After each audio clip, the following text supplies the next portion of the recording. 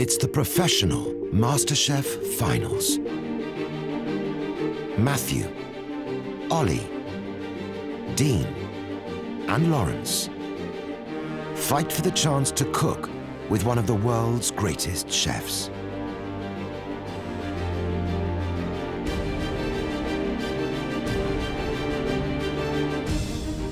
I want a place in that final three more than anything. MasterChef's become my life. It's, you know, nothing else matters at the moment. It's just all I'm focused on. No, it's not going to be an easy day. I know it's going to be hot, I know it's going to be hard, but yeah, I'm ready to get in there and smash it. Last couple of hurdles to overcome and someone will be lifting that trophy. Hopefully it'll be me. Today's the biggest day of the competition so far. I'm here to win it, not come in second. So yeah, I'm not going anywhere today. Not all of them will make it, as 4 become 3.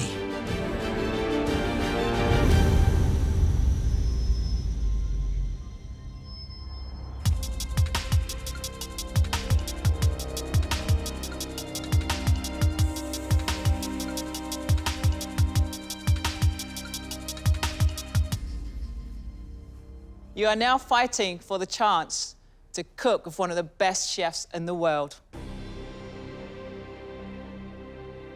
Chefs, we've asked you to create one dish that is about a place that is special to you. 1 hour and 45 minutes. One stupendous dish that's going to get you into the final 3. Chefs, let's cook.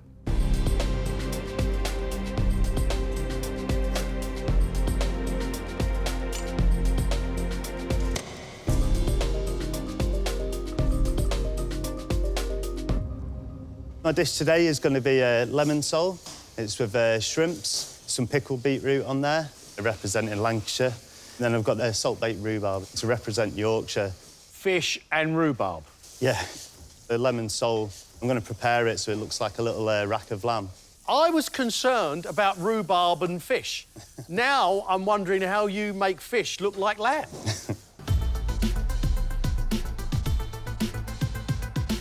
Lemon sole is a very, very delicate flavoured fish, and it's going to be sitting next to some of the strongest flavours that you could find. I'm curious as to how this is going to work. Right, guys, 30 minutes gone. Matthew's dish is a braised turbot, which he's serving with summer vegetables. Beautiful selection of shellfish, cockles, clams, mussels, everything that you would expect from the seaside. Matthew, what place inspired this dish? For me, it was Bournemouth Beach. I was 16 years old. I left home in Reading and I moved to Bournemouth to do cooking school. Those first 6 weeks, I grew up a huge amount. Like, I really did become a man, like wash my own pants and cook my own dinners. And on the weekends, like, that's how I used to spend my time, sort of sat on the pier, sat on the beach, doing a bit of fishing. The first fish I actually caught was a tiny little turbot. Matthew has cooked some stunning food that's packed full of flavour. But there's a simplicity to Matthew's dish that gives me a little bit of concern. Chefs, you have 45 minutes left. My dish today is inspired by Cornwall. It's a place that I've always loved from being a kid. Lawrence, constantly pushing it to the wire. He's roasting the beautiful turbot. He's making a jelly out of dashi, which has been filled with a crab salad. Got a lobster salad, spiced lobster consommé, and a tempura oyster. What we have here is 3 plates of food that have got little bits of excitement and theatre running all through them. I don't think I've been this excited about a dish in the competition so far. If I can pull it off today, that's my ticket to the finals.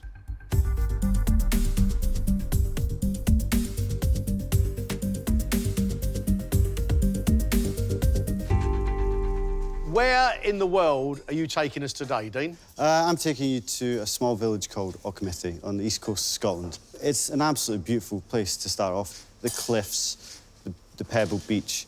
And it's like memories from childhood, you know, going down in the summer. And more recently, I've proposed to my fiancée there.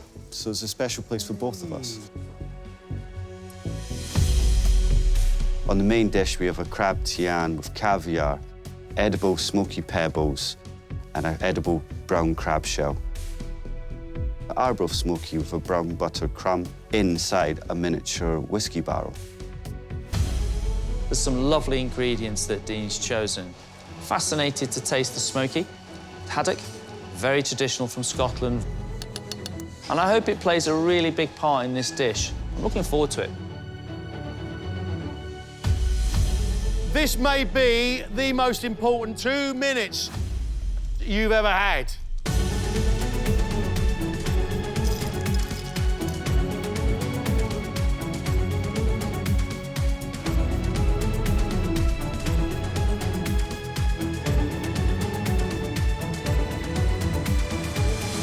That's it.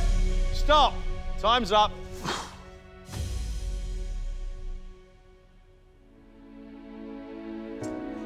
Lawrence's dish, inspired by the Cornish seaside, is roast turbot, a dashi jelly wrapped around a crab salad, charred pickled cucumber and fresh sea herbs, a tempura oyster on oyster emulsion, and a lobster salad with fennel and orange, finished with a lobster consommé and a seaweed aroma.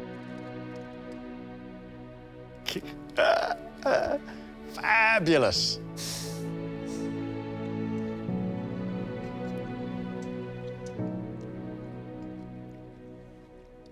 Your turbot, it's salty, you've got salty herbs underneath. That is beautiful. I love that salad in that jelly. That jelly gives it citrus.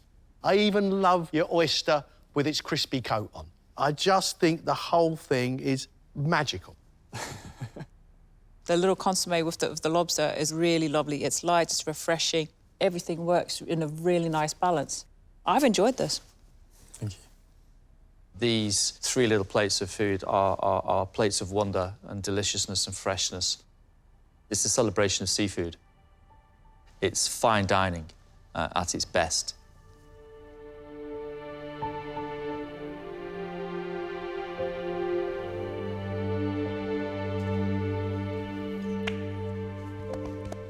Wow. I'm pretty speechless.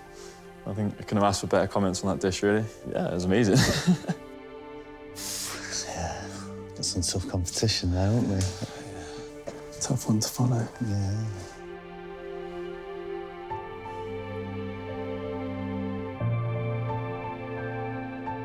Ollie has made butter-poached rack of lemon sole with spiced shrimps and salt-baked rhubarb, topped with pickled beetroot, salt-baked beetroot with salmon roes soaked in sea buckthorn, wilted sorrel and sea arrowgrass, finished with a sorrel velouté. Wow. Look, I've been eating out a long, long time. I've never seen fish prepared like that, ever.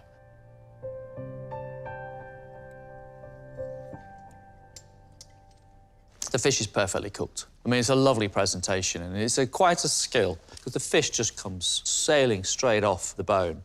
Interesting part of this dish has to be the rhubarb for me. It's quite unusual. I won't say that it enhances the shrimp, but it's a lovely combination. Brilliant, thank you very much. Love the flavours of the sauce. It's creamy, it still retains the flavour of the sorrel. The fish is cooked beautifully. I like little bits of the rhubarb, but I find the beetroot pickled on top is just too much.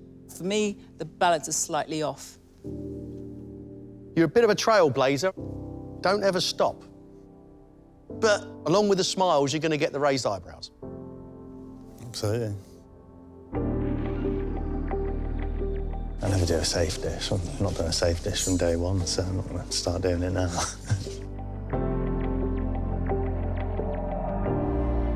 Inspired by the Scottish coast, Dean has cooked a Tian of crab topped with caviar and a brown crab meat tuile, mouli pebbles and a brown crab emulsion, an arbroath smoky with a burnt butter crumb, and a sea vegetable salad with a sea buckthorn vinaigrette. Wow, what a display.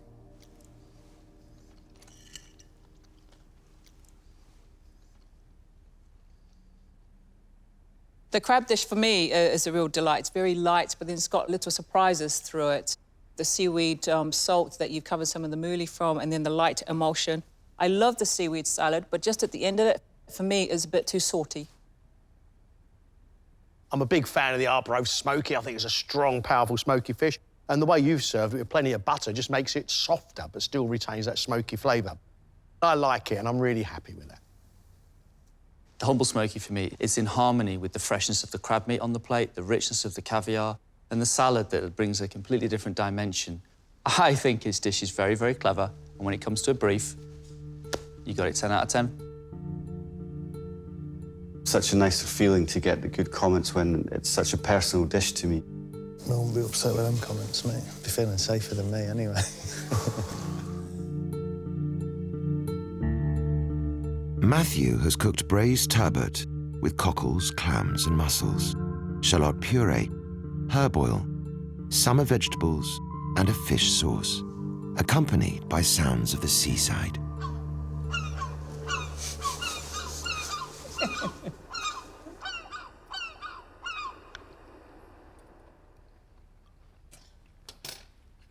Fish for me, the turbot, so well cooked. And all the other seafood you have in here, you've got mussels, there's clams. It just eats beautifully. Interesting, because without the theatre of the music and the seashore, this is a very simple dish. I'm not getting your sauce in the dish, it's lost. And what's taking over is the puree of the shallots. For me, it's a weak dish.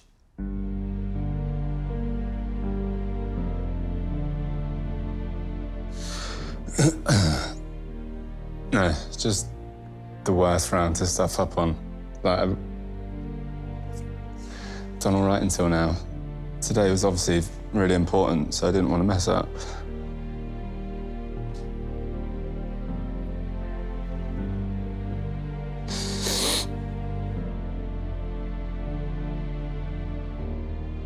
Incredible endeavour in the room today.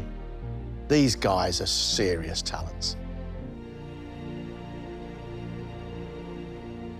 I was just blown away by Lawrence.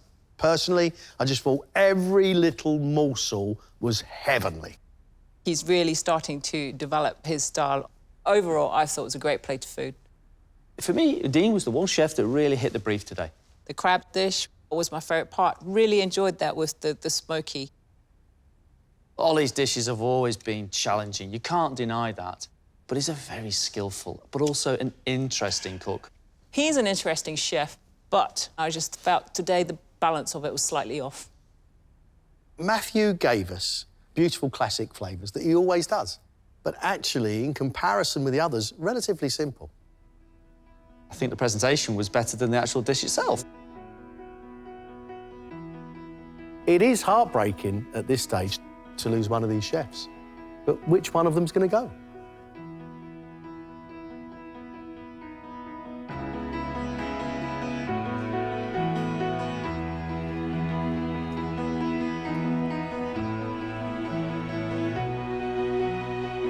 I hate this part because we've gotten to know you really well. Such amazing talent. And it was really difficult to reach this decision. The chef leaving us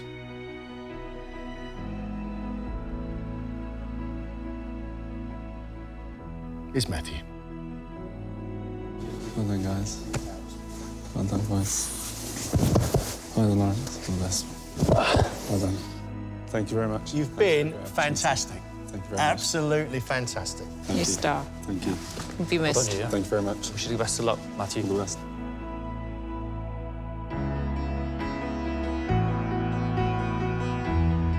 This is literally the worst time to go out, so I'm pretty devastated being so close to the end, but I'm so proud of myself.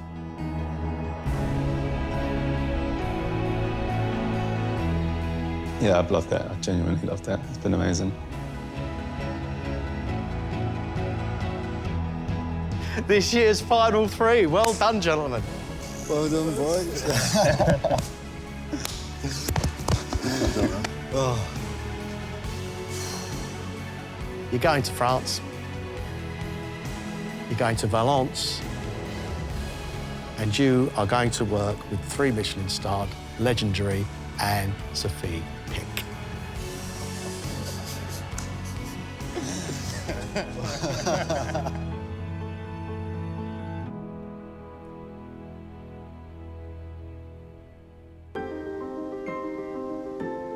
The Rhone Valley, southwest France. Nestled among its vine-striped hills lies the city of Valence.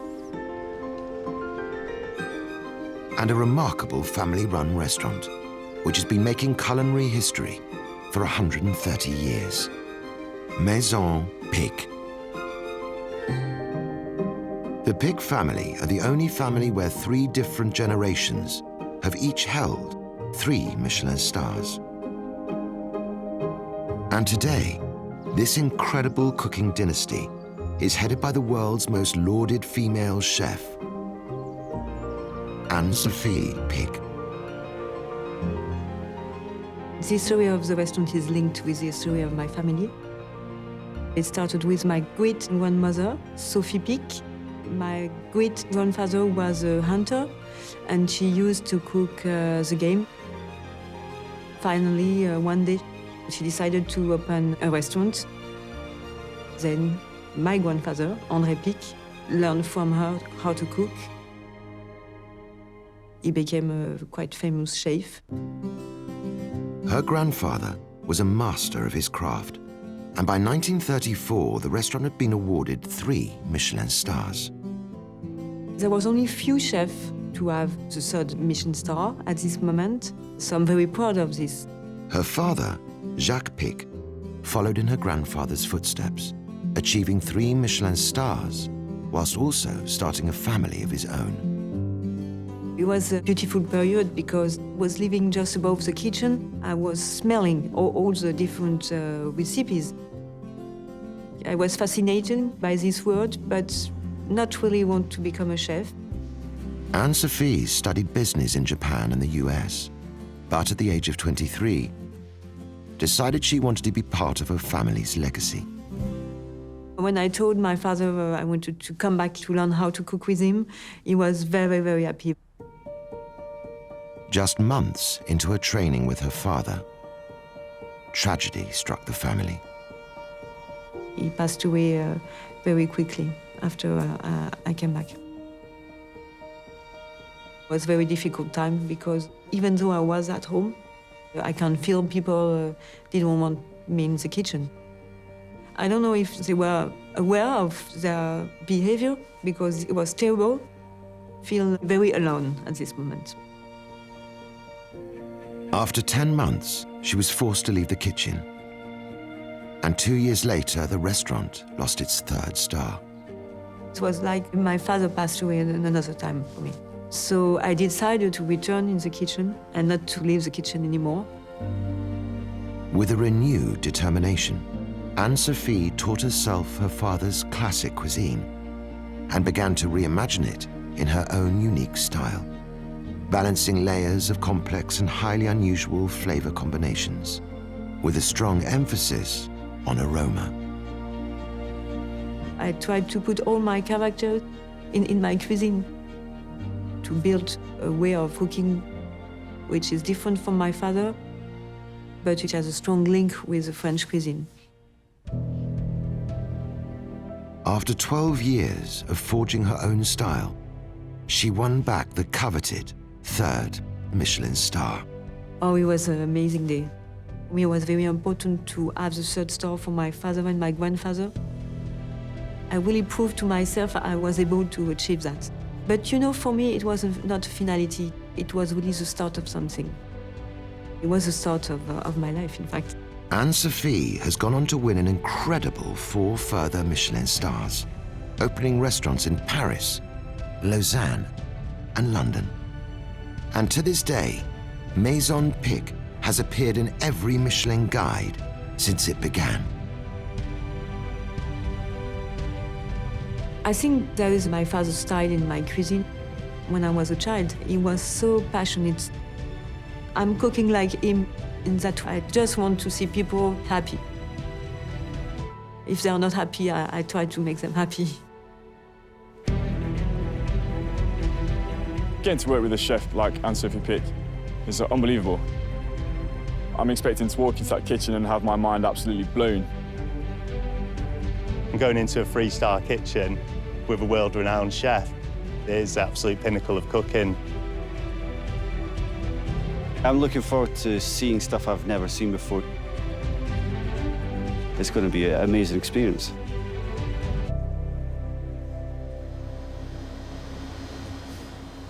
Hello, guys. Very proud to welcome you in this house. Now I'm gonna to show you more about my cuisine, my philosophy, if you want to follow me. The first dish of Anne-Sophie's masterclass is a celebration of one ingredient. This dish of tomatoes is very representative of my cuisine. I wanted to represent the joy I had when I was a child, picking up some tomatoes in the garden of my grandfather. So we have the different varieties of tomatoes.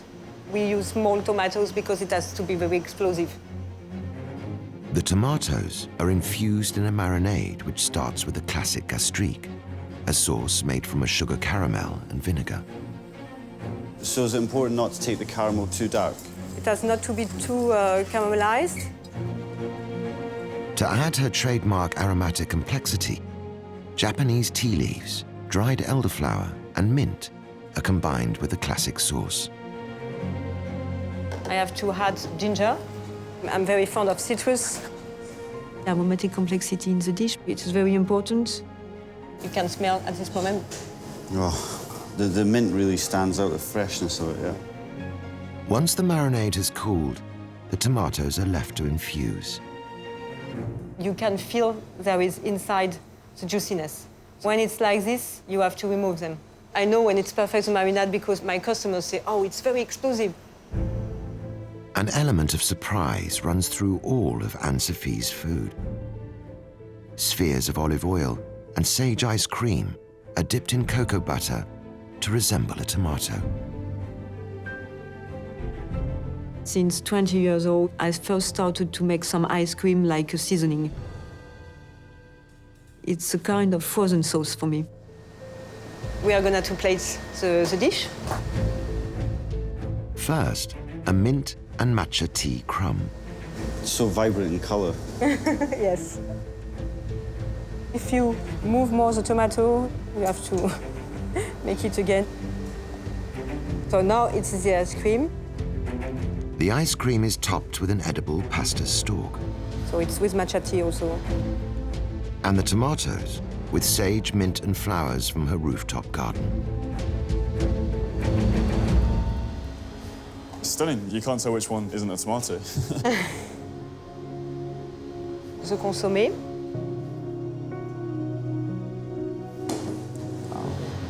Visually, we think it's simple, it's just tomato, and the flavors give the complexity. Yeah, I thought it was stunning. Thank you. Just the flavors just kind of shine through and just keep coming. Yes, you don't have all the flavors at the same moment because you have to wait. It's like a wine. It's still developing little by little. The Rhone Valley is known for its abundant aromatic flora and produces some of the world's best honey. Anne-Sophie uses a byproduct of this honey to create one of her signature dishes. Clover poached sweetbreads dipped in beeswax. I wanted to show these techniques because I'm fascinated by honey and beeswax for a long time now. We are gonna keep it 12 hours like this because it's gonna to be infused into the beeswax. I've never seen this process done with a sweetbread. It doesn't cover, of course, the taste of the meat. On the contrary, it enhances the flavors. After 12 hours, the wax is removed. The sweetbread is coated in rice flour and finished classically in butter. It smells like a beehive. It's like kind of sweet floral honey smell in it. That looks absolutely incredible. Girolles mushrooms and peas are plated first, along with a pea puree set into leaf-shaped molds. Then finally, salt with fresh bee pollen, and a veal sauce. Here it is. I'm dying to try this.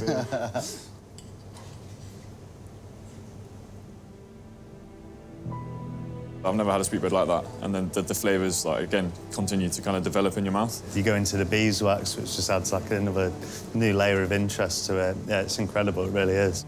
Happy you appreciate it. The final dish is inspired by a classic French patisserie, the millefeuille. But Anne-Sophie's version is designed to defy the diner's expectations. White color doesn't give any indication of taste. It's much more interesting in that way to taste a dessert because you have no idea before of what you are going to discover. Sweetened puff pastry, Tahitian vanilla yogurt, and jasmine tea jelly are carefully layered within the chantilly cream walls. It's like a really fiddly dessert. It must be hard work doing it for a full restaurant. Here it is, the last one.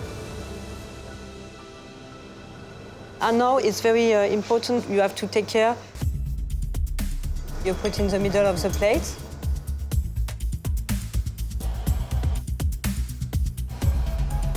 To remove the mold, you have to take care it's not too hot. Otherwise, the cream is gonna melt and it's gonna be terrible. Stunning. The cube is topped with royal icing It has to be a very perfect white cube. and served with a milk foam infused with Madagascan pepper. Seasoning is very, very important in that dessert. If there's not enough vanilla, if it's not enough pepper, you don't have the emotion. Here it is.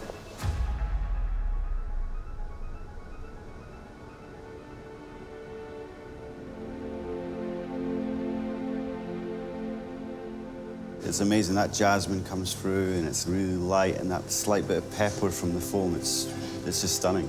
Thank you. Thank you, Zol. These three dishes that she's put up today have just been absolutely incredible. You listen to her and you're just sort of sucked in by her words. She's obviously a very passionate person that draws incredible inspirations from whatever she sees and thinks. So I was very happy to have this time with you, and now I would like you to cook for me. I hope you will have fun. Okay? Good luck to you. Cheers. Thanks. Anne-Sophie wants the finalists to create a dish inspired by her rooftop garden. Wow. It's amazing, isn't it? Stunning. It boasts hundreds of varieties of herbs and flowers that she has discovered over her long career.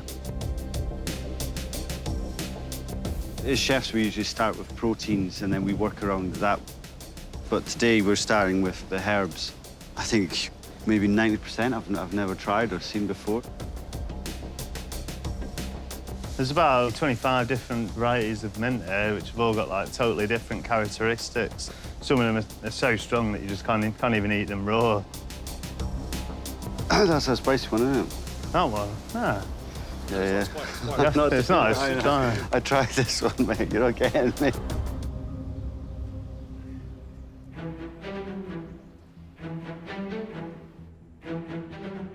As well as the herbs, the finalists have a larder of some of Anne-Sophie's favourite ingredients and aromats. I love the range of seaweeds. I was hoping for a bit of seaweed, so I came down and there's 6 varieties here. I think this is the first. I've never cooked lunch for a 3-star chef. So pressure's on, huh? Lawrence has gone straight for the langoustines to go with his herbs from the garden. So I've picked Mexican tarragon. Thought it was a fantastic flavour. I've basically gone for, I want like citrus, aniseed, and then the sweetness of the langoustines. I've kind of gone for the red mullet. I'm going to lightly cure it with some seaweed, and then I think I'm going to just sear it at the very end. I poached the oysters in a milk which is infused with batak berries and cock mint. It's quite sort of aromatic, punchy, which is just going to sit really well with the oyster, hopefully give it that subtle background flavours that Anne-Sophie's looking for. What is important now is to see how they will adapt themselves to what they have seen this morning. I hope to get some emotion, to be surprised. To accompany the langoustines, Lawrence is making a milk foam, infused with Mexican tarragon and anise hyssop. So this is inspired by the foam that went with the dessert. I just change the flavour profile of it to go with my langoustines. Yes, that's really good.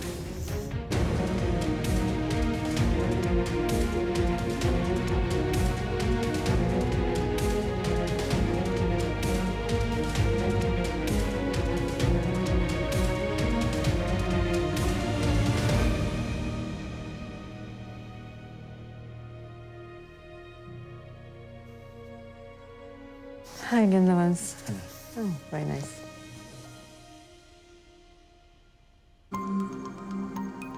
Lawrence has served glazed langoustines with baby carrots and cucumbers, garnished with lovage, sage, and marigolds, a grapefruit vinaigrette, and a Mexican tarragon and anise hyssop foam.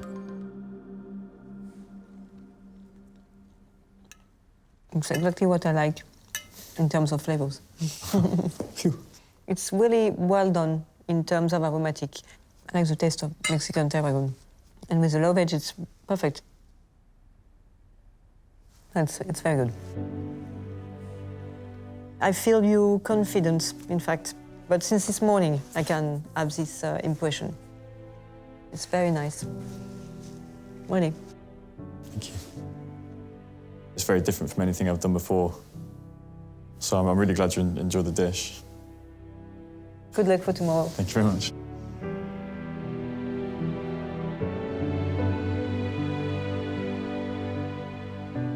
I feel very tranquil. Kind of a strange calmness. I still can't believe it's just happened. Had a one-on-one masterclass with one of the best chefs in the world, and then I just cooked her lunch. And she really liked it, so I'm chuffed. It's not every day that happens.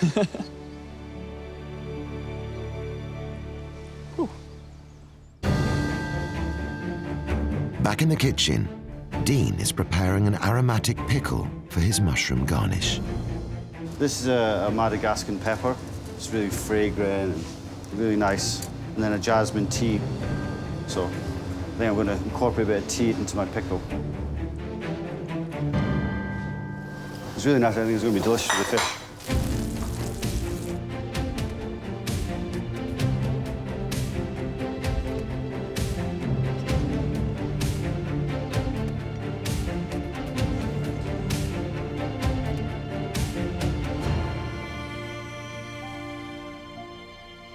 Hi again, Dean. Hi.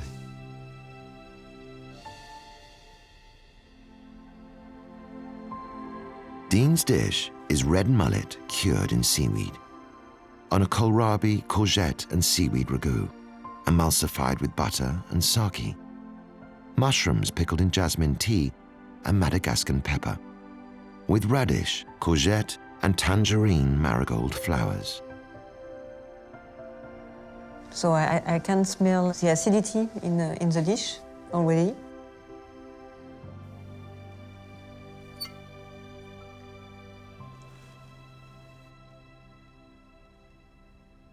Very nice flavor, very intense. I like the ragu on the bottom. I love red mullet, so I think it's very clever to have this kind of umami flavor because you had some sake. The only point is perhaps it's so concentrate, perhaps to relax it down. Be careful not to be too high in intensity in flavors, but that's the only point. So be proud of your dish, really.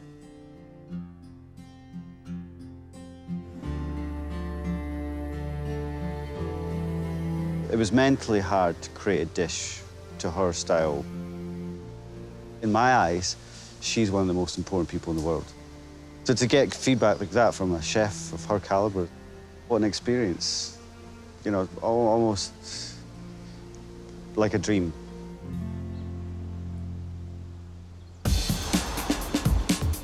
Last up is Ollie. To accompany his poached oysters, he's making an infused foam. It's got a bit of beer going on. Just going to make a little sauce with it. I'm going to blend it with a bit of milk, which I've got from poaching the oysters. Bit of seaweed in there just to keep the green theme as well. Yeah, beer and oysters is a classic combo. Can't remember the last time I cooked for a 3-Michelin star chef, and that's probably because it's never happened.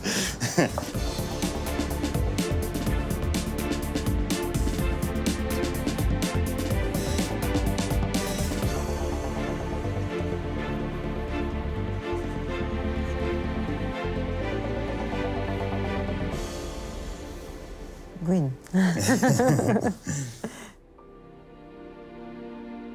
Ollie's dish is oysters poached in milk infused with cock mint and citrus-flavored berries, pickled vegetables, green tomatoes, a salsa verde, and a beer and seaweed foam. It smells very good.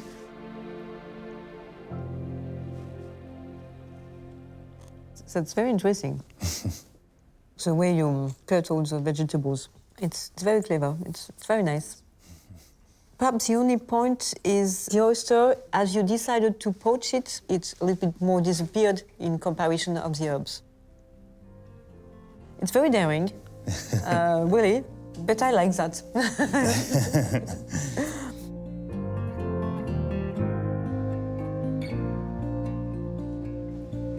It was a hard challenge, but we got some really great feedback. And yeah, I'm absolutely buzzing about it.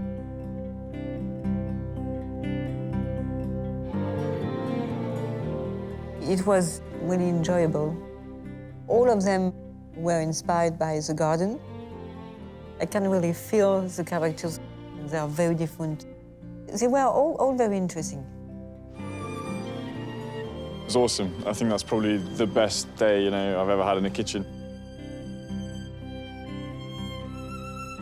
I think I've learned a lifetime's worth of things today from her in one day. Tomorrow we're doing service, so it's going to be a totally different atmosphere. Can't wait to see what it's like and just get stuck in.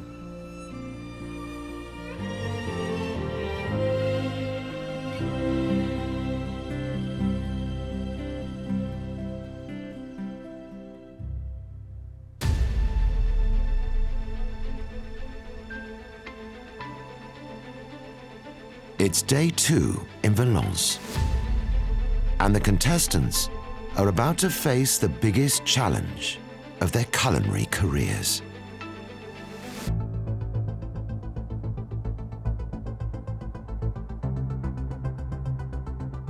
Today, they will join Anne-Sophie's elite team of chefs for a once-in-a-lifetime service.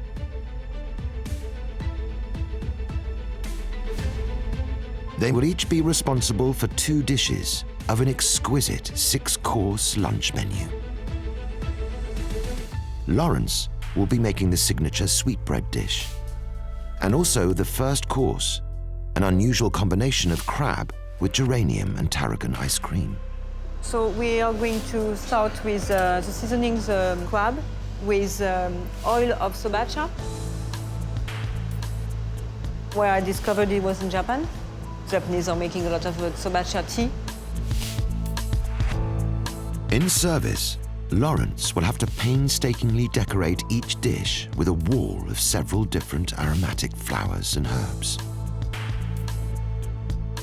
and top the crab with a perfect quenelle of the ice cream.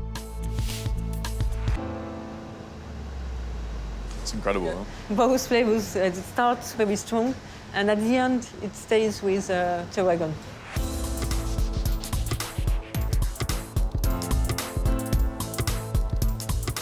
So problem could be the ice cream for you. Finally, a sobacha buckwheat tuile. It looks incredible. The plating's so refined. It's amazing. I can't wait to try it. Absolutely amazing. So unique and really, really groundbreaking food. Like, I've never seen anything like this before. Dean will be tasked with the white mille-feuille. But before that, one of Anne-Sophie's father's classic lobster dishes, which she has reimagined with a Japanese dashi sauce, flavoured with red berries. Because the fruits are not always the same. To have more acidity, we are going to put more raspberry. And if we need more sugar, we will use some strawberry. We're using the dry berries as the seasonings. One's the sweet and one's the sour. Yes, Yeah. exactly. In service, Dean will have to cook the lobster in a clarified lobster butter to exactly 48 degrees. Okay. And precisely plate the garnish of beetroot, 4 different red berries, and a cherry filled with a Barbary chutney. This is blackcurrant pickles in marinades. It's like another little explosion. Yes, exactly. Yeah. This is looking really colourful.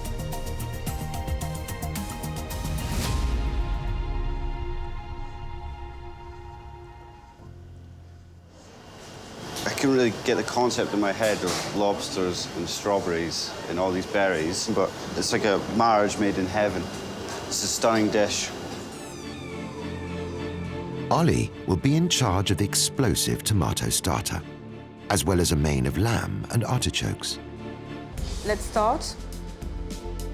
The lamb rack, loin and fillet are marinated for 6 hours in salt and orange blossom and cooked classically in butter. It gives a really nice aromatization to the lamb. While the artichokes are prepared on a Japanese teppanyaki grill and caramelized using amaretto liqueur. Keep humidity under the cloche, and it allows the vegetable to cook slowly. I've never seen this technique of cooking vegetables, finishing it with amaretto as well. It totally makes sense, but I would have never put that together in my own mind. The artichokes are filled with an artichoke puree and topped with pine buds, tonka bean, and garlic and mint flowers. So here is lamb.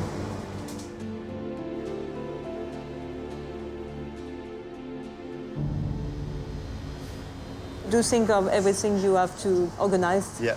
Because it looks simple, but it takes time to settle it. It's just so many sort of tiny little elements that are just sort of hidden in there that adds layers to the dish and sort of levels of complexity. So I'm going to have to be on the ball today.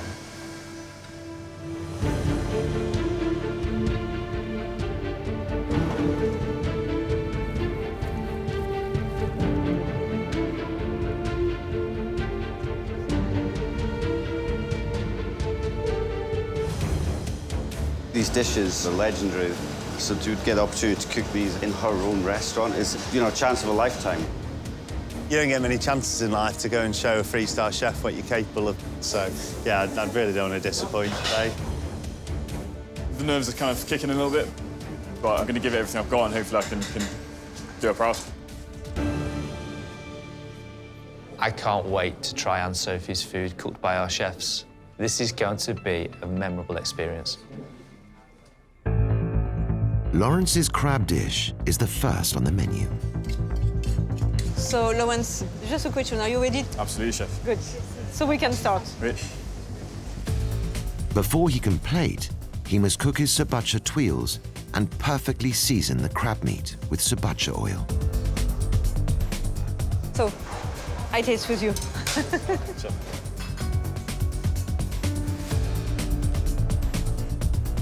That's perfect. It means you have a very good palate.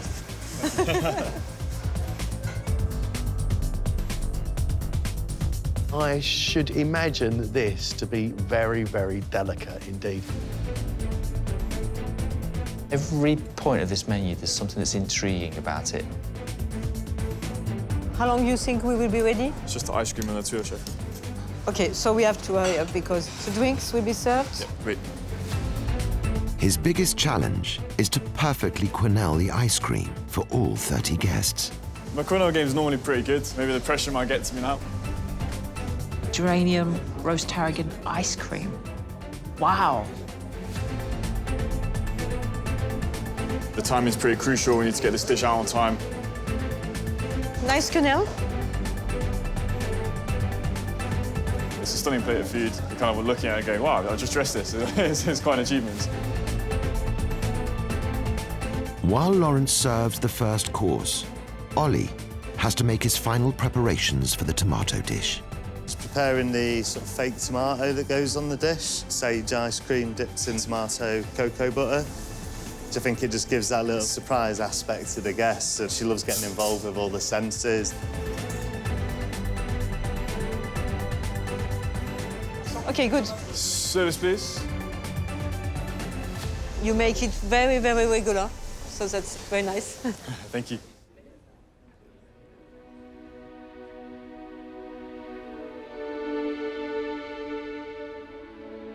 Wow. Beautiful crab flavour, and then the ice cream melts and you just get a big smack of tarragon. So creamy. It's not sweet in any ways. The crab is delicious. I love the freshness of it. The pepperiness is fantastic. It's brilliant. Okay, Ollie, we have to be ready for the tomato course. Ollie's first test is to create a perfect ring of the mint, matcha tea, and almond crumble. It's looking good. Just take care to put it in the middle of the plate. Everything's so precise. It's not going to go if it's not right. As soon as you put the tomato on this, you cannot really remove it because otherwise everything, the crumble is collapsed. Yeah, it's crazy intense. I'm expecting an absolute flavour explosion from Ollie with these tomatoes. Be careful for the space of the ice cream. Huh? Yeah. You have to do it perfectly. Put all the flowers. That's pretty good, that's nice. The final element is the sage ice cream, made to look like another tomato. We need to be quick.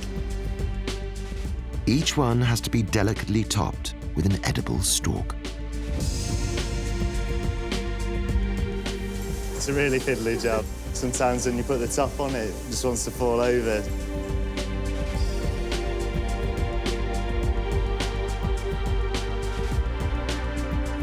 Okay, good. Service, please. Qu'est-ce qu'il y a? Ah, pourtant on a vérifié tout ça. Okay, we need to replace this one. Okay. And to fix it. Yeah.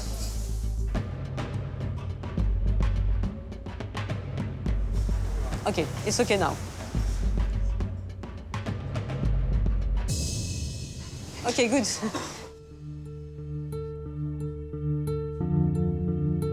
Wow, that is fabulous. Look, that's an ice cream. Get out of here. It's so clever. One is very sweet, and then you have another tomato. There's sage running through it. So fresh and so delicious. But the explosion comes when you put a whole tomato and bite into it. That's when it floods your palate with real tomato flavour. It's dishes like this that will refine Ollie's thinking when it comes to food. Brilliant. It's 1 hour into service, and Dean's lobster course is next to go. Key to the success of the dish is the infused dashi, which must be perfectly balanced at the last moment using dried berries. We are looking for acidity, and after we rebalance with the strawberry. Anne-Sophie, she does love to use fruits and berries and mixes it up with savouries a lot. Curious how Dean manages this dish.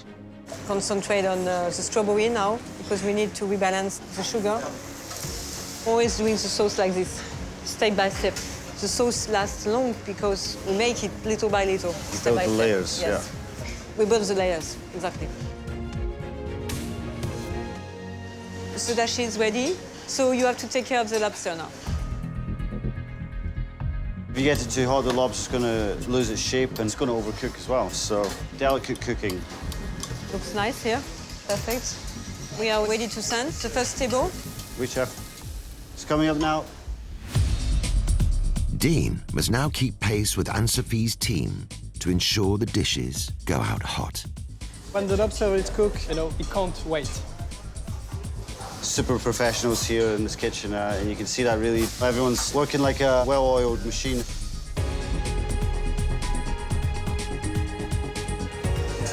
Okay. So dashi. Okay, good. Service, please. Good job.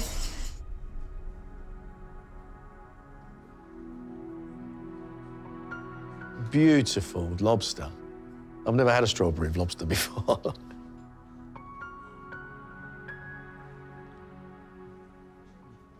The strawberry is not overly sweet. And then you suddenly have the sharpness of the berries. Lobster, perfectly cooked. It's so light, it's delicious. The consommé is so delicate. It's incredible. Service is halfway through, and the focus in the kitchen is now on Lawrence to deliver Anne-Sophie's famous sweetbread dish. We want to get a nice crispy exterior to them. Of all the dishes on the menu, the one I'm looking forward to the most is Lawrence's second dish. I agree with you, Gregg. The sweetbread is the most intriguing dish of all. Good, nice crust. Wait. The pre-poached sweetbreads must be between 58 and 62 degrees. If they're even 1 degree over at the final check, they won't be served. Yeah, parfait. Yeah. 62.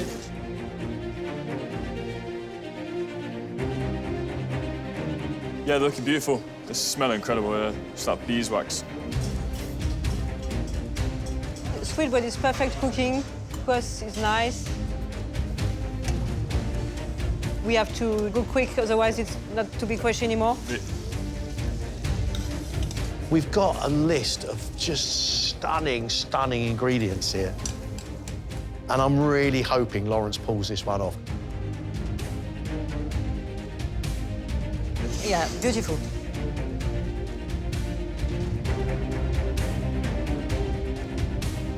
Pretty good. It's very fast, very concentrate. Good guy. I'm loving every minute of it. And I can see he's very happy to make this dish. I can feel it. And that makes me happy, of course. Service, please.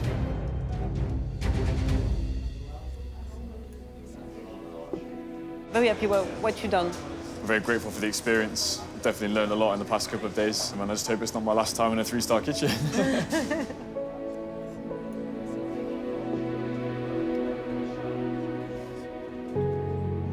It's meaty and sweet at the same time.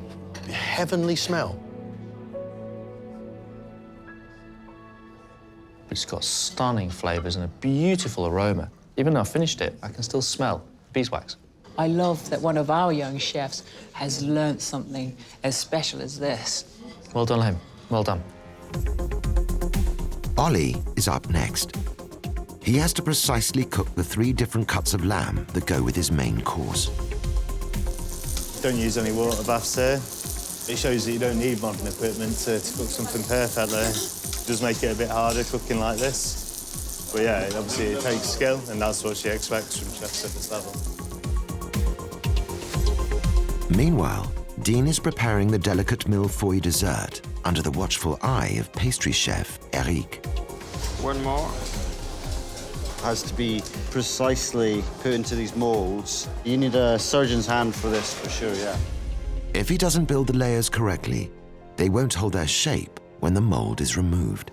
You have to be gentle as well because the pastry is so fragile. If you push too hard, it's just going to crumble. Easy? No. Easy pastry?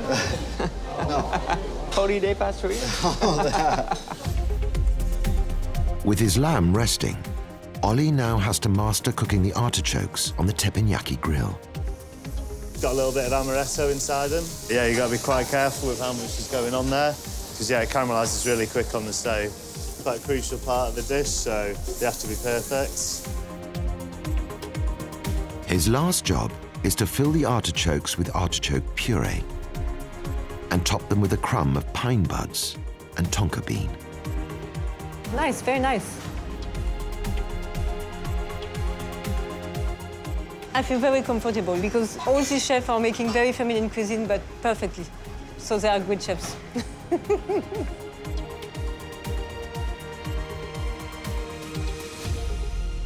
Service, please.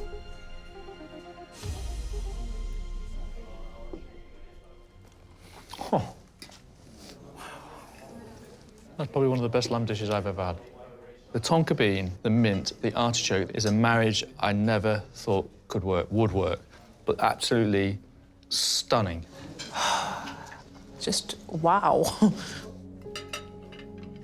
It was a beautiful dish, an incredible moment for me as well. It wasn't just a dish, it was a moment. Thank you so much. Thank you. We were very happy to work with you too. With 5 courses served, it's up to Dean to finish the service on a high. After constructing 30 white cubes of mille-feuille, all of his hard work now rests on successfully removing them from the molds. Yeah, it's definitely nerve-wracking.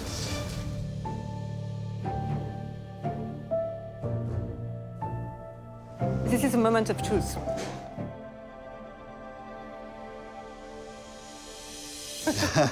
Great, you succeed. Mille-feuille, I think, has to be one of my favourite pastries. I adore them. I mean, that is classically French, isn't it? This one, I'm sure, is going to be a little bit different to what you buy in the pastry shop. Like working with a cloud. It's a kind of cloud.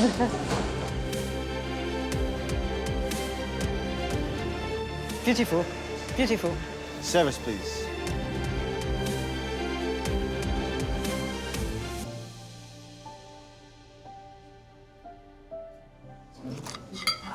Look at that. This was so light. The textures on the inside is a beautiful surprise. Loving it. If Picasso was a pastry chef, that's what he would have made. That is fabulous modern cookery.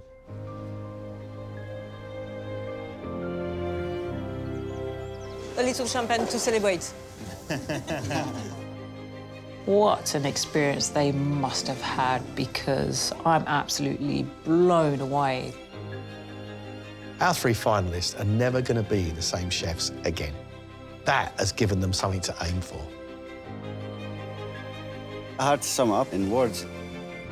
Amazing, magical. Really does feel like you've just met an absolute god of the industry. But I hope a bit of that's rubbed off on me. But I kind of feel myself growing in the way that I'm thinking about food. It's been an absolutely out of this world experience.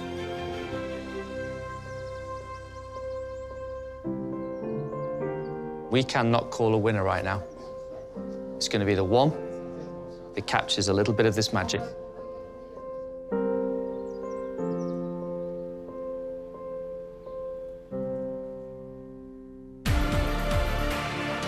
Next time, it's the professional MasterChef final. I am expecting culinary fireworks.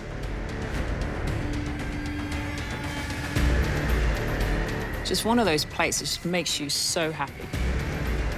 From the flavour point of view, is out of this world.